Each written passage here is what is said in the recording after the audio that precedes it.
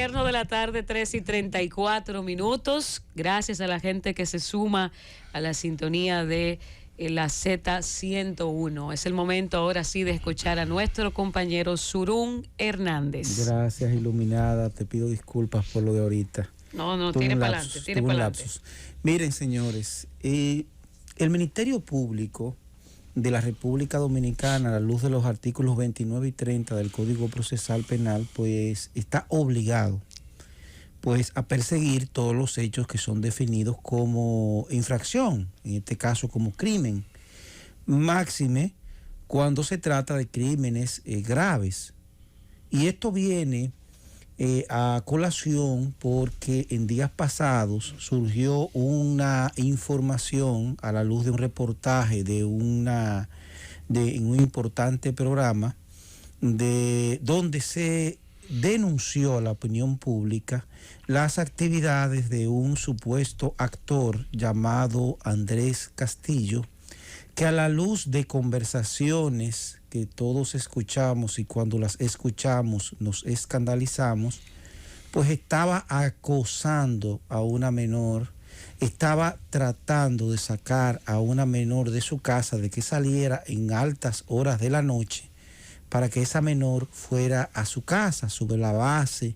de ofrecimientos de un supuesto papel en una película y que mencionaba la participación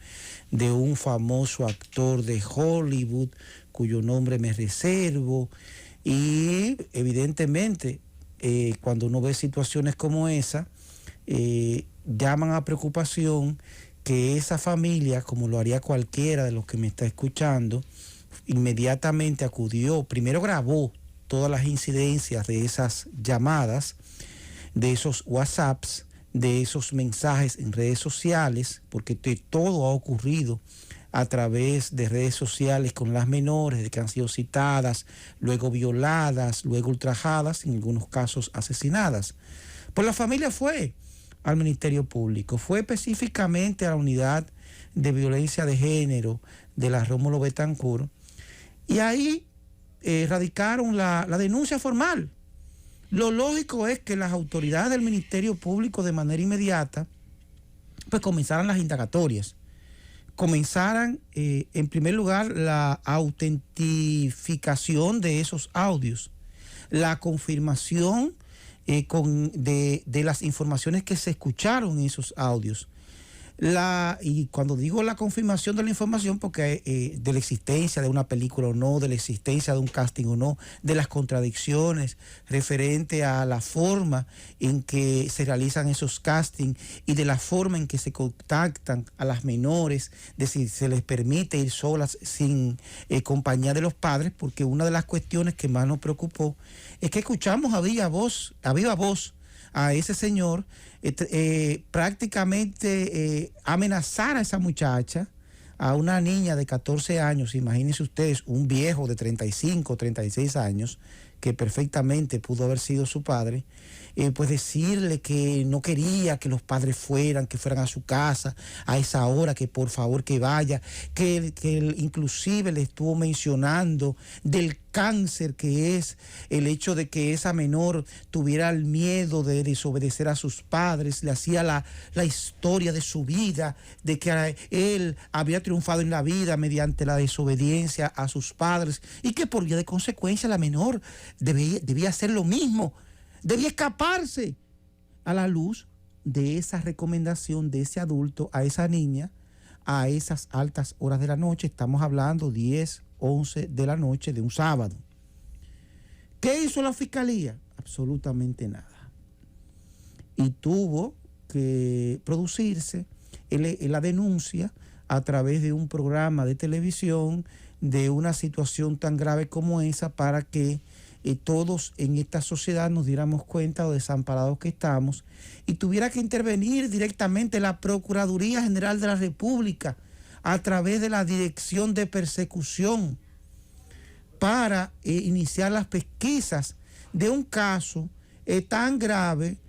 como ese, que perfectamente pudiéramos estar en presencia de la punta del iceberg. Sabrá Dios la cantidad de menores de niñas que ya han pasado por esa situación y no han tenido la suerte de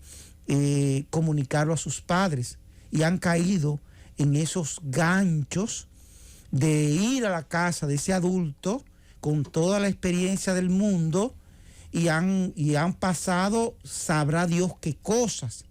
Eso debió haberse investigado, no solamente por los intereses de la menor, que ya es demasiado, sino por la protección de los hijos de todos los dominicanos, de todos los miembros de esta sociedad, por las niñas que residen, que pueden ser afectadas por personas que tienen como norma ese tipo de actuación y que por vía de consecuencia son verdaderos, y me refiero específicamente a aquellas personas que tienen como norma la atracción hacia menores, que son verdaderos depravadores. Eso debió haber sido investigado por el Ministerio Público si este es el caso en que estamos en que estamos presenciando en este momento, si es el caso de ese actor. Ahora, no hicieron absolutamente nada. Para colmo de males, ha salido el cuestionamiento tanto por parte de las autoridades del Ministerio Público como por parte de algunos comunicadores,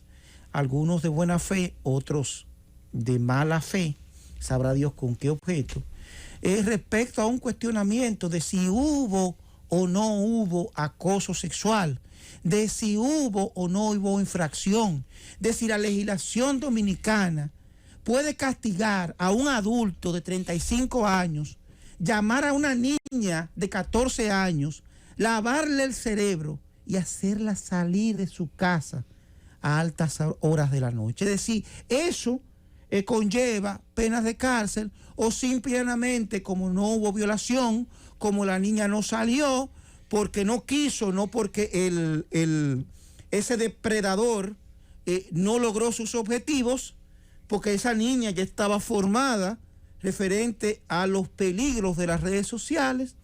no hay infracción. Miren,